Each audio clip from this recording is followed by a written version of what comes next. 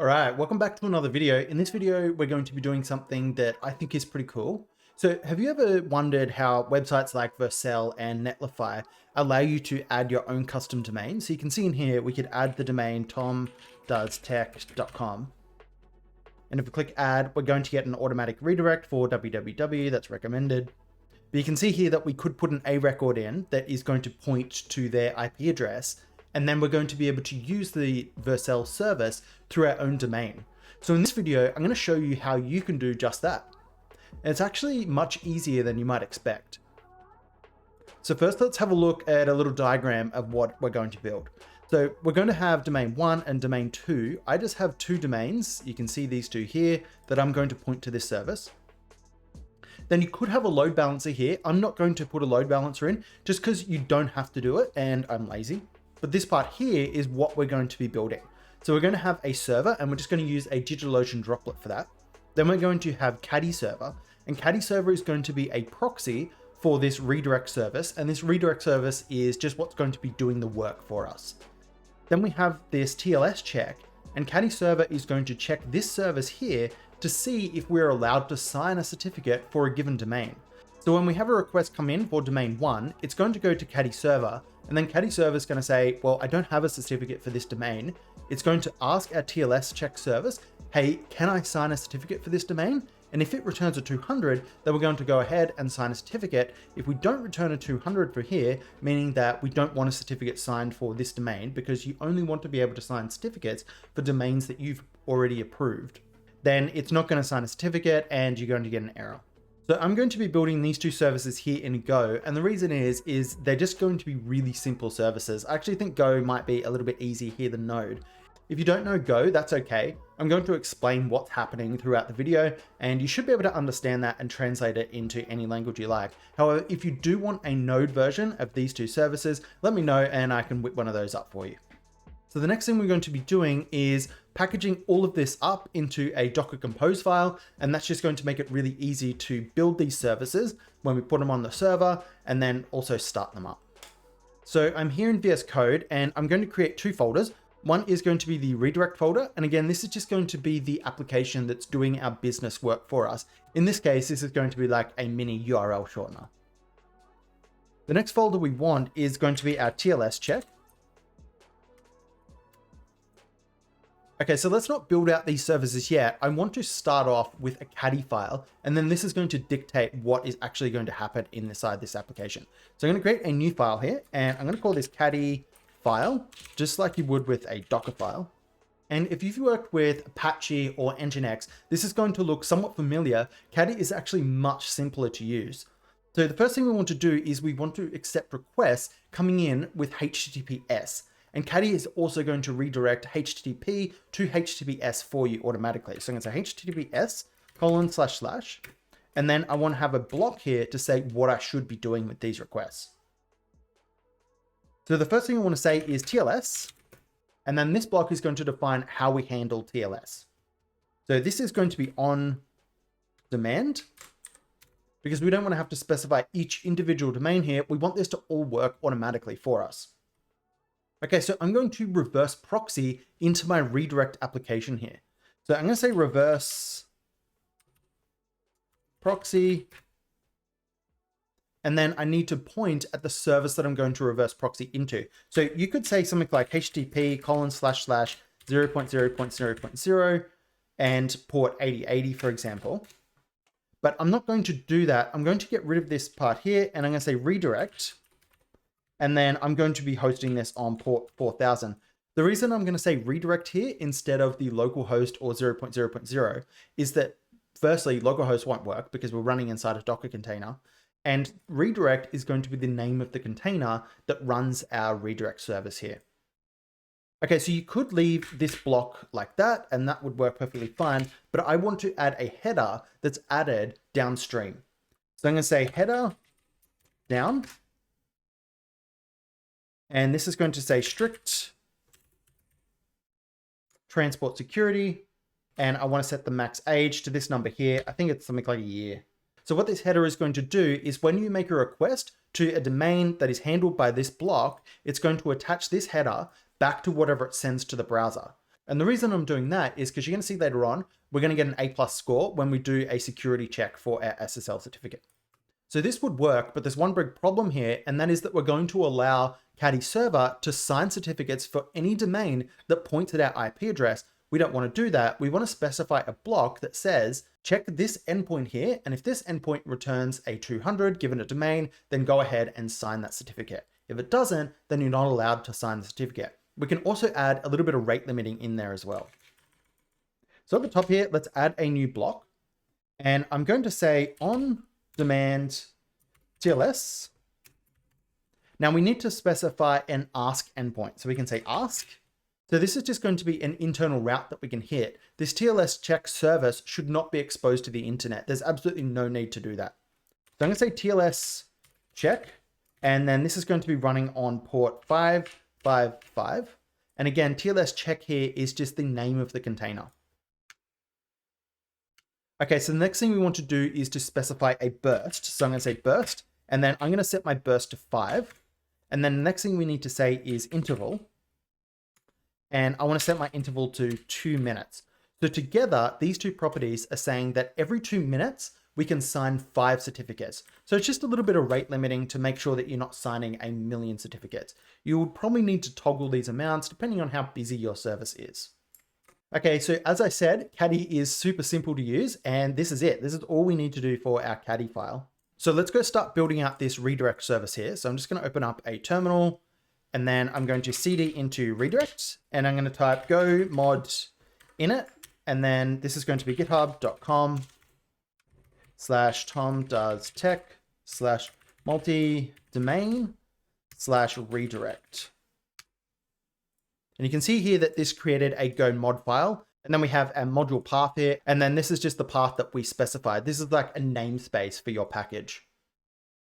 Okay, so in here, I'm going to make a directory, and I'm going to call this directory cmd.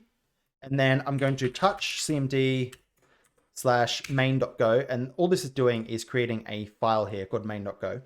So we obviously need to specify our package, and our package is going to be main. Then we can specify a function called main. In this function, we can just say fmt.print line hello world. So we can run this now by saying go run cmd/main.go, and we get out our hello world, so we're good to go. Okay, so we just want to start a simple HTTP server that's just going to respond with whatever host you made the request on. So I want to say http.handlefunc, and then we can pass in a handler function here. So you can see in this function, we're going to get a HTTP response writer, and then we're also going to get the HTTP request. And if you're not familiar with Go, this is just a callback function. We're going to be listening on the index path. And then these two things here are just the interfaces for the request and the response. So the first thing we want to do is to just say, if this is a GET request, then we're going to handle the request. So we can say if r.method is equal to get, then we're going to handle the request. And if it's not a GET request, then we're not going to be handling this request. Okay, so the next thing we want to do is to get the host. So we can say host, and this is just going to be equal to r.host. And if you're not familiar with Go again, this syntax here is just saying assign the value of r.host to this variable and infer its type. So we don't have to define the type explicitly. So you can see here that it's typed as a string. Okay, so now I just want to write a header. So I want to say w.write header. And I just want to say that this is a success status. So http.status. Okay.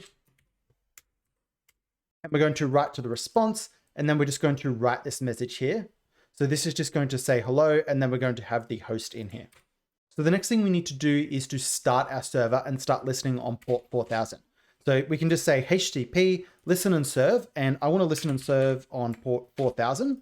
And then nil is just going to be our HTTP handler. You can see that here, but we're not going to use that, so we can pass in nil instead. Let's also print fmt.print line here, and this is just going to say server is running on port 4000. Okay, so let's run this. So you can see here, we get hello and then localhost port 4000. The reason we're getting localhost port 4000 is because this is the host that we made the request on. We can prove that this works by using ngrok. So in my terminal here, I can just say ngrok HTTP, and then I'm going to point this to port 4000 on my local machine. So we're going to get this URL here, and we can go over to the browser, and I'm going to visit the site, and you can say hello, and you can see it says hello, and then we have this ngrok host here. So the last thing we want to do in here is to create a build script. So I'm just going to say builds.sh, and this is going to echo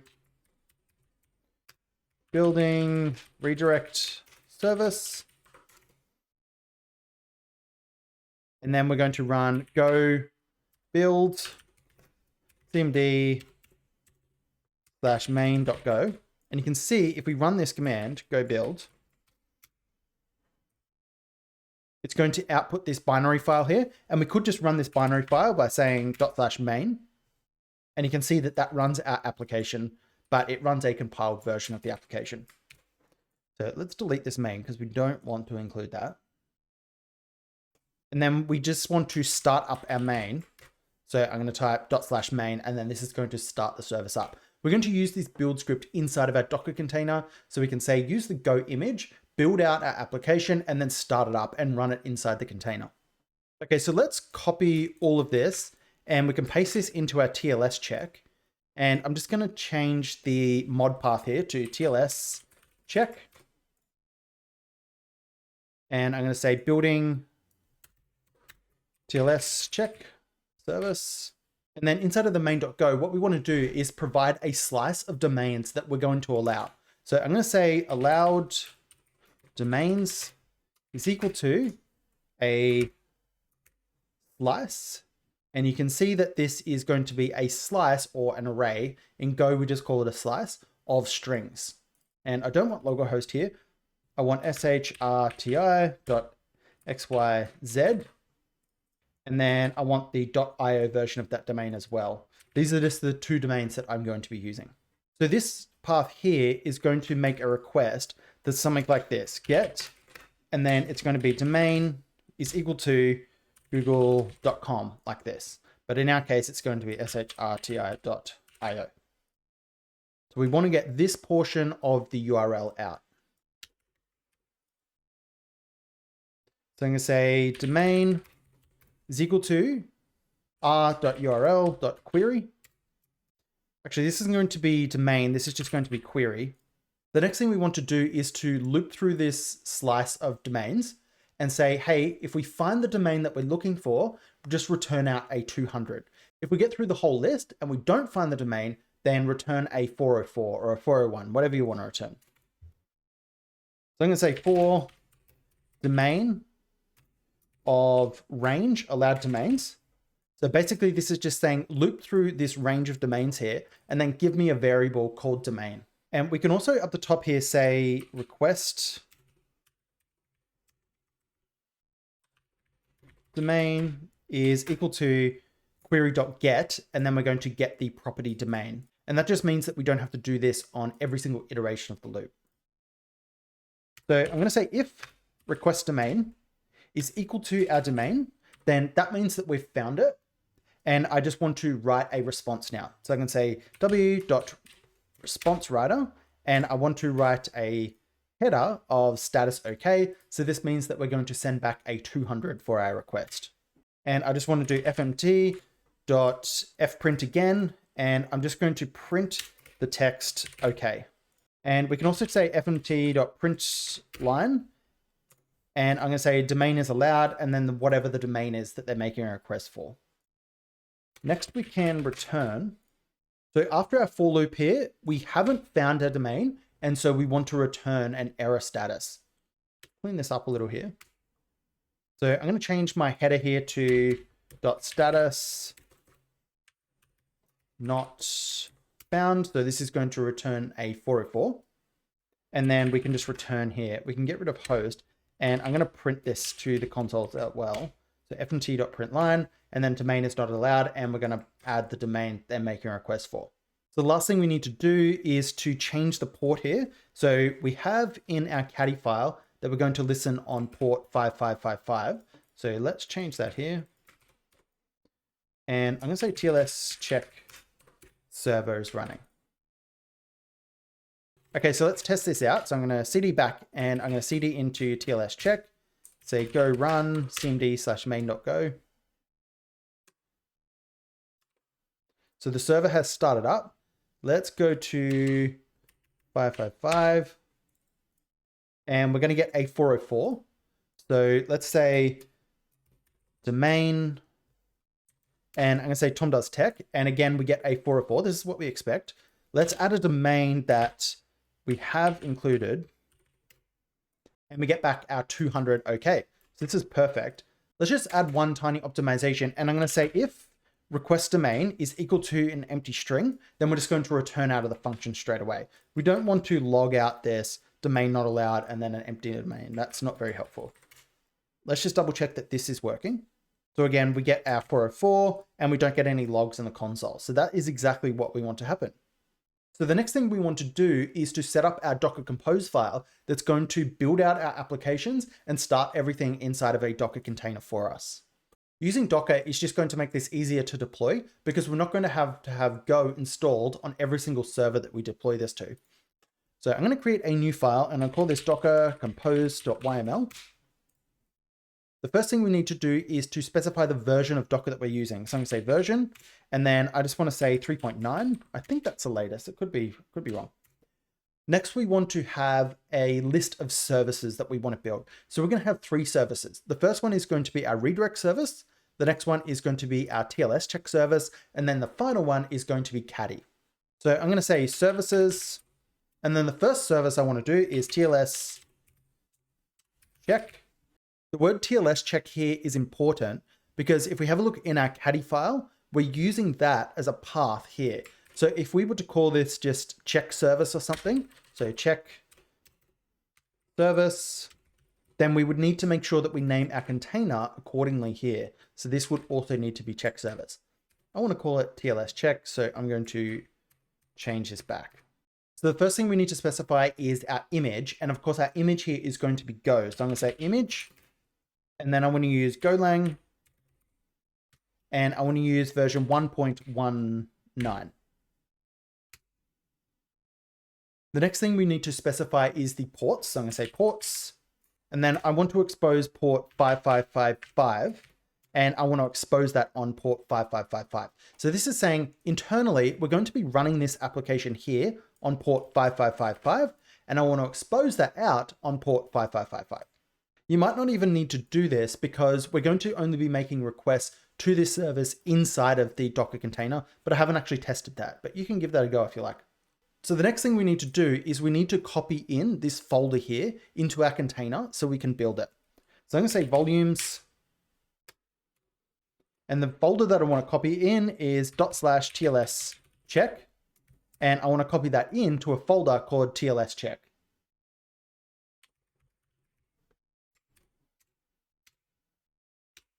Okay, so now that we have our folder copied in, I want to run a command to build out our application.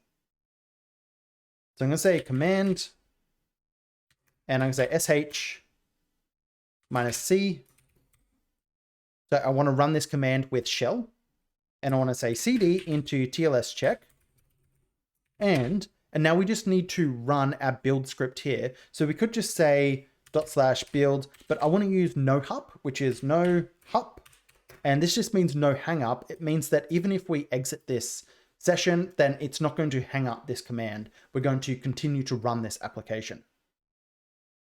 And then I want to run this with shell, and I want to say /build.sh. Okay, so let's try this out. I'm going to say docker compose up. You do need to make sure that you have Docker running. So I don't have Docker running, and so I'm going to get this error. But once it's finished starting up, then we can go ahead and run this application. So let's try this again, docker compose up. And we get this error here, cd can't cd into TLS check. So let's add a / here and try again. Okay, so our application is running. You'll notice that it's blocked my terminal here. And if I exit out and I have a look in Docker Hub, you can see that this multi-domain container here actually stops when I exit out. If you don't want that to be the behavior, you can do -D, and this is going to run it in detached mode. So you can see here that my terminal isn't blocked. And if I go into Docker, you can see that the service is still running here. So let's stop that. And I'm just going to copy this whole block here. And I'm just going to use this again for the redirect service. So again, we need to change TLS check here to redirect. And again, make sure that this is what you have down here. So you can see that I have redirect on port 4000. This is going to be our container. So I want to expose port 4000 instead. The folder that I want to CD into is going to be redirect. So we can change all this TLS check to redirect. Let's try this again. So we built out these two services. I'm going to have a look in Docker, and you can see we have our TLS check service and our redirect service. Let's go have a look in our browser. So localhost port 5555. And we get a 404. So this looks like it's working perfectly fine. Let's have a look on port 4000 and we get our service running here. So the final piece of this puzzle is to set up Caddy. So I'm going to say Caddy. My image is going to be Caddy /Caddy 2.6.2. And then I want to use the Alpine version. I want to specify my container name. This is going to be Caddy. I want to say restart.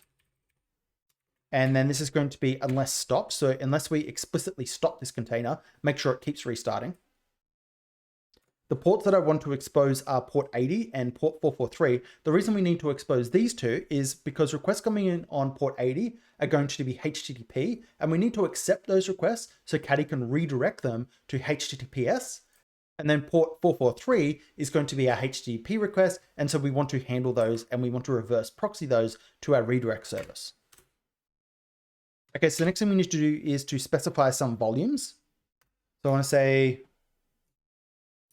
$pwd, present working directory, and then my Caddyfile. And then I want to put this into etc caddy and then our Caddyfile. So what this is going to do is it's going to copy our Caddyfile that we have stored locally here, and then it's going to move it into our container so Caddy can use that file and understand what configuration we want to be using. Let's say pwd again /site. And then SRV. I want to do the same for Caddy data. And then I want to do the same for Caddy config. We now need to create those volumes. So I can say volumes, Caddy data and Caddy config.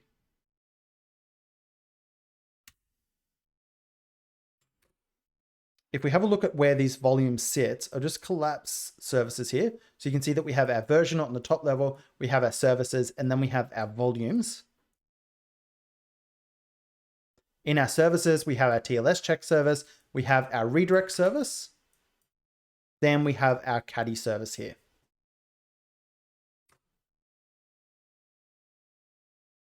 So this is everything we need to do in terms of building our application. The next thing we need to do is to deploy it and point some domains at the server. So before we do that, I'm just going to touch a .git ignore. And then inside of my git ignore, I'm going to say redirect /main. And then I'm going to do the same for TLS check /main. So our builds here, we don't want to include those. So I'm going to come over to GitHub and we're going to create a new repository. The reason I'm going to create a new repository is because we can SSH onto the server and then just git clone this repository, and everything we need is then going to be on the server. So I'm going to call this multi-domain.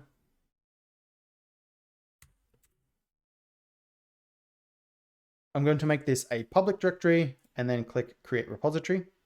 I'm going to put a link to this repository in the description below. So if you want to check out anything that we've written here, then you can check out that repository and you'll see everything there. So I want to run these commands here, git init, and then git add, git commit, git branch, and then remote at origin, and then push to origin main. So make sure you CD back into the root of your project here. And I say git init and git add dot. And so git add dot is just going to add everything. And you can see here, we've added all these files. I have put my git ignore inside of TLS check. So I'm going to move that back out into the root directory here. The next thing I want to do is to make a commit. So I'm going to say git commit, and this is just going to be my first commit. Next, I want to set my branch to main. I want to add my remote origin. And then the final thing we need to do is to push. So if we go over to GitHub and refresh, you can see that we have all of our code here. So the next thing we need to do is to set up a server so we can deploy this application. So I'm going to use DigitalOcean to deploy my application, but you could use anything. If you are going to use DigitalOcean and you don't yet have an account, I'll have a referral link in the description below. If you use that, I'll get some credit and you'll get some credit as well. So on DigitalOcean, you can create droplets, which is just like an EC2 instance. It's just a server, basically. So I'm going to click create droplet. I'm going to put mine in Sydney because that's the closest to me. I want to go to Marketplace. And I want to search for Docker. And this is just going to give me an Ubuntu server that has Docker pre-installed. I'm going to go over to regular SSD, and then I'm going to choose the one for $12 a month that has 2 gigs of RAM. For my SSH key, I already have one installed on this computer, and so I'm going to be using that. I do recommend you use SSH keys over passwords. It is just much more secure. I'm going to rename my droplet to multi-domain, and then I'm going to click create droplet. So this droplet will take a couple of minutes to deploy, but once it does, you want to grab the IP address, and then you want to come over to your domain provider, and then you want to create an A record straight away that points to that droplet, and that's going to give the DNS servers just a little bit of time to catch up. So my droplet has finished setting up here, and I have the IP address, so I'm going to copy that, and then I'm going to come over to my domain provider. I'm going to go to Advanced DNS, and this is the IP address that you would give out to anyone who wants to point their domain at your service. The issue with this is if you ever shut down this droplet, you're going to lose that IP address, and you're going to have to tell everyone, hey, you need to update the IP address because we broke your website. The way to get around that is to either use a load balancer that you're never going to shut down and you're always going to have the IP address. The other option is to use something like Route 53 and then just have that IP address forever, and then you can change where it points to. Okay, so I'm going to come over to Advanced DNS and click create record and a record. I want the host to be at, and then I want to point the value to our IP address here. I have 2 domains here, so I'm going to do the same for both so we can see it working. Click add new record, a record, at, and our IP address. I also have this other domain here, tomdostech.com, and we haven't added this to our allowed domains. So I'm going to click add record, a record, and I'm going to point it at our service. And then I'm going to click OK. And so this domain here is not going to work. So I'm going to come back over to my terminal, and I'm going to cd into my SSH directory. If you're using Windows, you might want to use something like PuTTY, but on a Mac, you can just say SSH -i, and then I want to use this ID RSA. And then I want to say root at, and then I want to put in my IP address.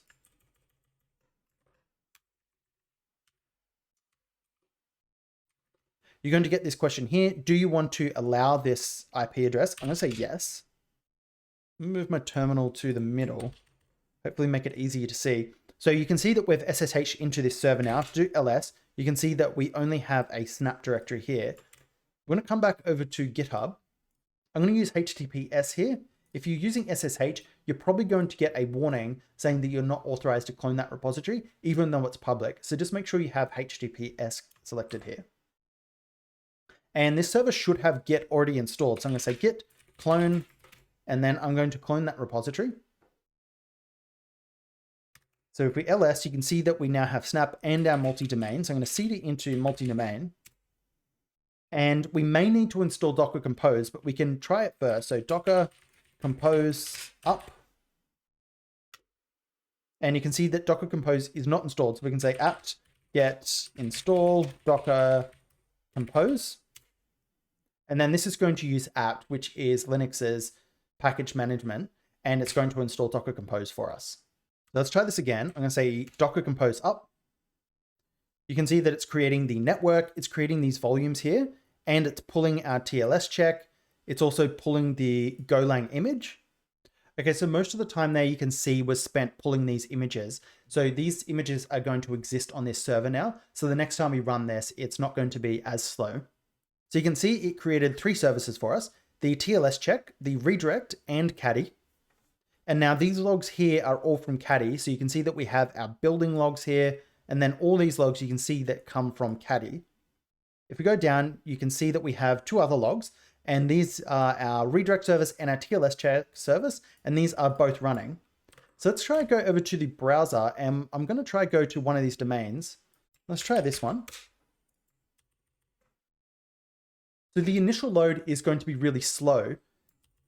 And if we go back into the logs, you can see why that might be. So you can see here it says certificate obtained successfully. So what's happened is it's made a request to our TLS service. Our TLS service has said, yep, good to go. Sign a certificate for this domain. And then Caddy has gone to Let's Encrypt, and it said, hey, I need a certificate for this domain. Sign me one, please. It's signed the certificate, and then it's got everything working for you. So if we refresh this again, you can see that it's now much faster. Okay, so let's try our other domain that should work as well, the XYZ one. Again, the first load is going to be really slow, and then any initial load after that is going to be nice and fast. Let's try this one, tom.tech.com. And it says not found, request ID, and this just means that we haven't been authorized to sign a certificate for this domain. This is exactly what we want to happen. The last thing we need to check is our SSL certificate secure? So I'm going to come over to SSL Labs, and I'm going to put in my domain name here, this shrti.io. Click submit, and then this is going to take a few minutes, and it's just going to run through a bunch of tests to make sure our SSL certificate and our setup is actually secure. And then we're going to get a grade based on what they find. So you can see here the test has finished, and we get an A+, which means that this certificate is actually very secure. So another question you might have is, do I have to go through and renew these certificates? It says down here that this one's going to expire in April 2023. And the answer is no, Caddy is going to handle all of that for you. And that's one of the primary reasons people love using Caddy. So there's one last thing that I want to show you. And if we come over to the network panel for this domain here, I'll zoom in on this and refresh. And then if we have a look at the headers here, you can have a look at the response headers. And you can see this strict transport security, max age 315, blah, blah, blah. And that is because we added this header to our Caddy configuration. So if you do need to add headers to your downstream responses, you can do that inside of your Caddyfile here. This is where we added the header. So if you enjoyed this video, please make sure you leave a thumbs up and let me know in the comment section below what sort of stuff you've done with Caddy. Thank you for watching, and I'll see you in the next video.